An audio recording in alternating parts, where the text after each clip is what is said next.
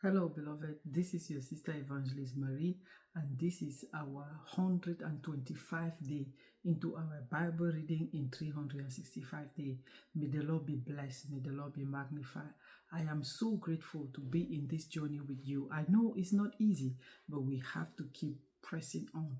So, as per our schedule, we have to read First Peter chapter 5 and also to read Second Samuel chapter 18, chapter 20 and 21.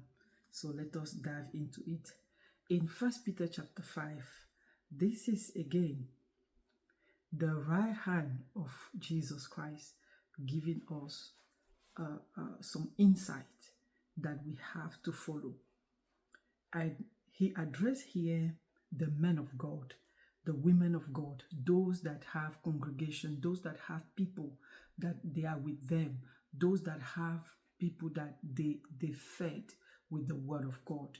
So in First Peter chapter 5 verse 2, shepherd the flock of God, which is among you, serving as overseers, not by compulsion, but willingly, not for dishonest gain, but eagerly, nor as being law over those entrusted to you, but being examples to the flock.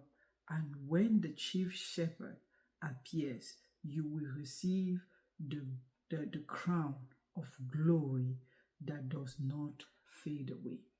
So our prize, our reward is not from the congregation that we are fed, that we lead, but is from the owner of the sheep.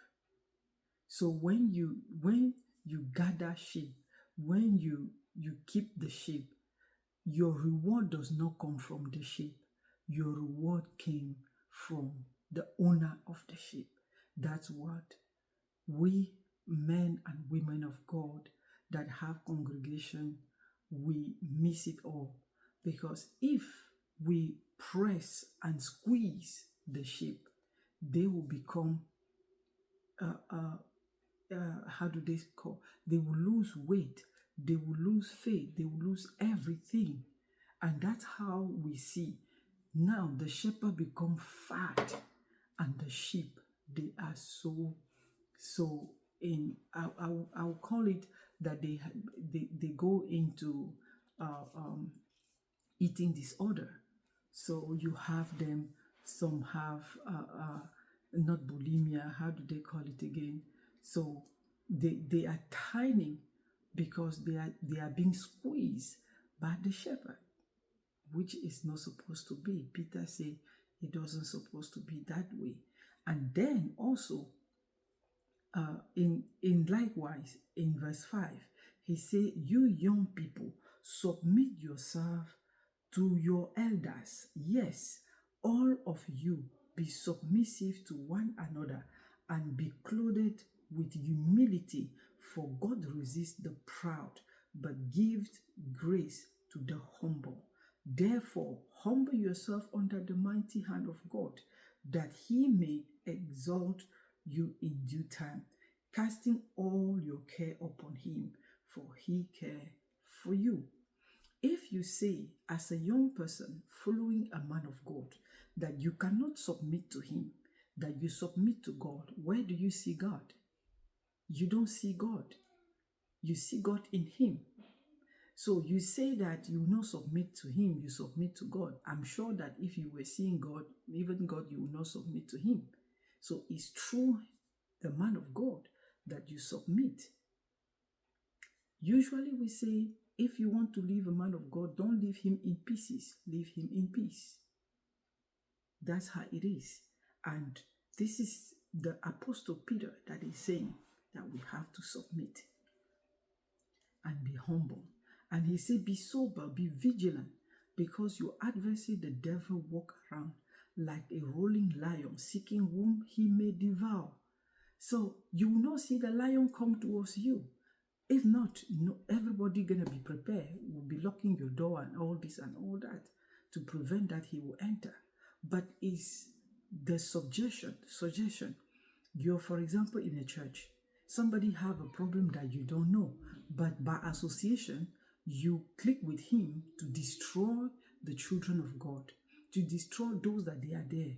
Because one thing is certain, when you are in a place, you might not know the impact that you have on other. Then, because of ABC, then you leave the church. And with you, even those that were still baby Christian will follow you. You that you were mature, you know that you are going, but you will not lose your faith. But those little ones that were looking up to you as a model that you are not even aware, but because of your behavior, they will go back to the world. So we need to be careful. When you walk, your walk with God, your walk in the kingdom, need to please three people. You need to choose between the three people who you're gonna please: yourself, the devil, or God. Or God. We read that we need to carry our cross and follow him. That also is a part of the cross. So that was 1 Peter chapter 5. So let's go to 2 Samuel 20 and 21. Here is about, the fight, and then God hold the kingship of David. So chapter 20, chapter 21 is about the battle. Then David said to Gabiani, they were famine and all that. Saul have defound the vow that they did to the Gibeonite, and he killed them. So it was a pattern. But then David, make atonement for that, and the rain came.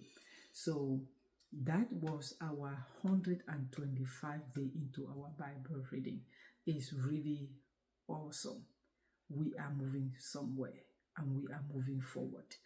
So I challenge you, as usual, to seek intimacy with God through his word. Why? Because God is his word and God is the word.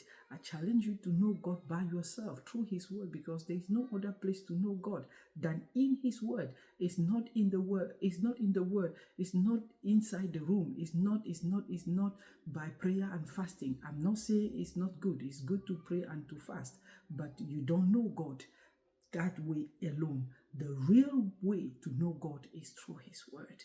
So may the Lord bless you. May the Lord let his face shine upon you and be gracious to you. May the Lord open his countenance upon you and give you peace. So shalom and shalom. Tomorrow be our sixth day of May. So we have to read 2 Samuel chapter 22 and to start 2 Peter chapter 1. Shalom. May the Lord bless you.